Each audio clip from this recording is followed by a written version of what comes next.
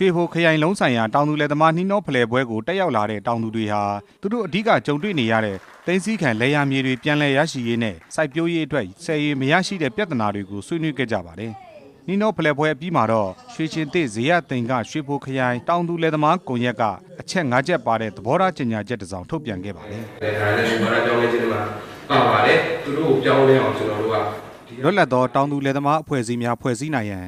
သိမ်းဆည်းမြေများပြန်လည်ရရှိရန်စိုက်ပျိုးဆည်ရေများစနစ်တကျလုံလောက်မျှတစွာရရှိရန်2012မြေယာဥပဒေနှင့်မြေလွတ်မြေလတ်နှင့်မြေရိုင်းများစီမံခန့်ခွဲမှုဥပဒေများကိုတောင်သူလယ်သမားများ၏အကျိုးစီးပွားနှင့်အညီအသစ်ပြန်လည်ရေးဆွဲရန်စတဲ့အချက်တွေဖြစ်ပါတယ်။တောင်သူတွေရဲ့တွေ့ကြုံနေရတဲ့နေ့စဉ်ဖြတ်သန်းရတဲ့ဘဝတစ်လျှောက်လုံးတမတာကြီးနဲ့တကွာနော်ဌာနဆိုင်ရာဒီကိုသိစေခြင်းနဲ့ရည်ရွယ်ခြင်းနဲ့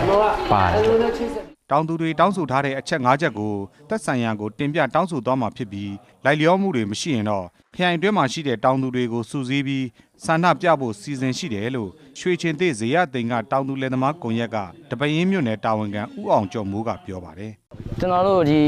ရွှေဘိုရှစ်မြို့နယ်လုံးဆိုင်ရာပေါ့တောင်သူလယ်သမားတွေကျွန်တော်စုပေါင်းပြီးတော့ကျွန်တော်တို့စုပေါင်းဆန္ဒပြမယ်ပေါ့ဆန္ဒပြမယ်ဆန္ဒပြပြီးမရတဲ့အဆုံးဆိုလို့ရှိရင်ကျွန်တော်တို့စုပေါင်း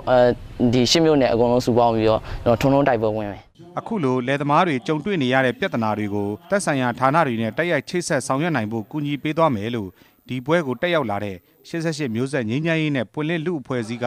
တောင်သူလယ်သမားရေးရာတာဝန်ခံဒေါ်နုနုအောင်ကပြောပါတယ်တမျိုးနယ်ချင်းပေါင်းလိုက်တော့လေကထောင်ချီသွားပြီနင်းလာတဲ့လေကအဲ့တော့ကျမတို့ကဖြစ်စေချင်တာဒီရလယ်သမားတွေကိုအကြံပြုတာကအေကကိုတမျိုးနယ်လေးနဲ့လိုက်အသေးစိတ်ကိုရေးလိုက်ပါပြီးရင်ကျမတို့ကစုပြီးတော့လေယာနဲ့စိုက်ပျိုးရေးဝန်ကြီးဌာနပေါ့နော်လေဆယ်ဝန်ကြီးဌာနကိုဓာတ်ရိုက်တင်ပြီးတော့ဖြည့်ရှင်းတဲ့အနည်းကိုကျမတို့သွားပါမယ်တက်ရောက်လာတဲ့တောင်သူလယ်သမားတွေက